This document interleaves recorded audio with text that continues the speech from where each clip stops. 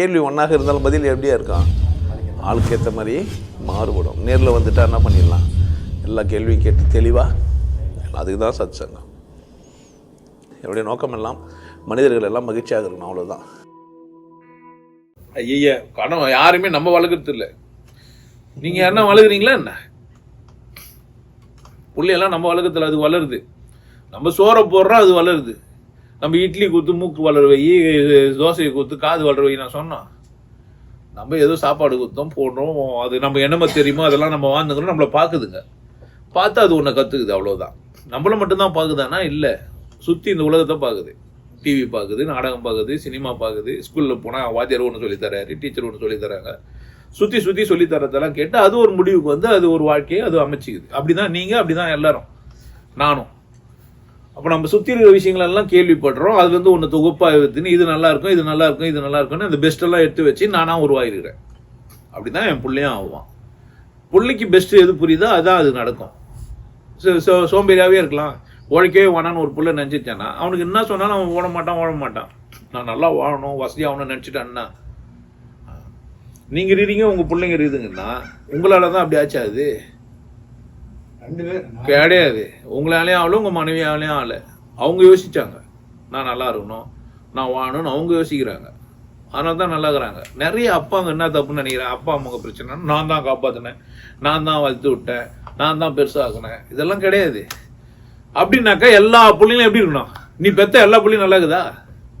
அப்போது அது நல்லா இருக்கணும்னு பிள்ளை தான் நல்லா இருக்குது.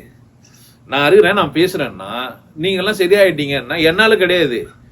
நீங்கள் சரியாகணும்னு நினைக்கிறீங்க, நீங்கள் யோசிக்கிறீங்க, இருந்தாலும் பேசுறது சரிதான், ஆமாம் நாமளும் நம்மளை மாற்றிக்கலாம், நம்ம நல்லா இருக்கலாம்னு நினச்சிங்கன்னா நல்லா ஆவீங்க. இல்லைன்னா மனைவிக்கு இடம் கொடுப்போம், இல்லை கணவனுக்கு இடம் கொடுப்போம், நம்ம 2 பேரும் கொண்டாட்டமாக வாழலான்னு உங்களுக்கு புரிஞ்சிச்சேன்னா நான் சொல்லி நடந்தது அது உங்களுக்கு புரியுது. நான் ஒரு சந்தர்ப்பம், அவ்வளோதான்.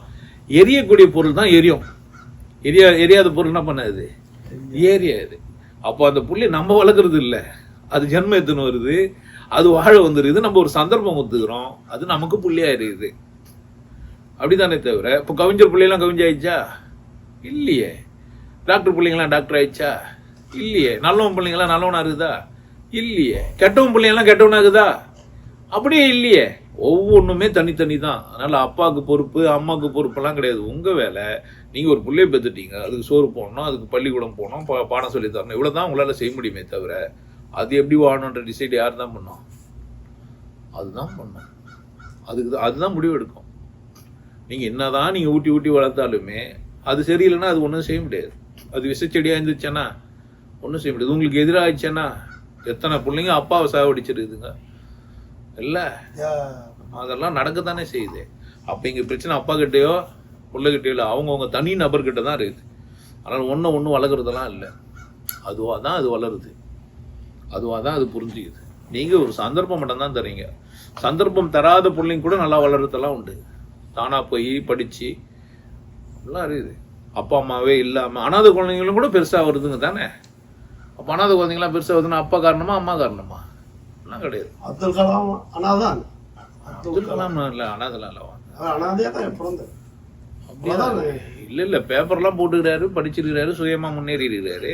அனாதெல்லாம் இல்லை, அப்பாலாங்கிறாங்க அவருக்கு. அப்பா அனந்தமையெல்லாம் இருக்கிறாங்க. இது பிரச்சனை இல்லை நமக்கு. அப்பா காரணம் அம்மா காரணம்லாம் கிடையாது, சுயம்தான் காரணம். நான் என்னை சரியாக வைத்த குழந்தைகிட்ட சொல்லிடணும், நீ நல்லா படித்தா நல்லா இருப்ப, நீ வாழ்ந்ததும் வாழ்க்கை இது, நீ நல்லா வாழ்ந்துக்கன்னு சொல்லிட்டா அவன் இஷ்டம்.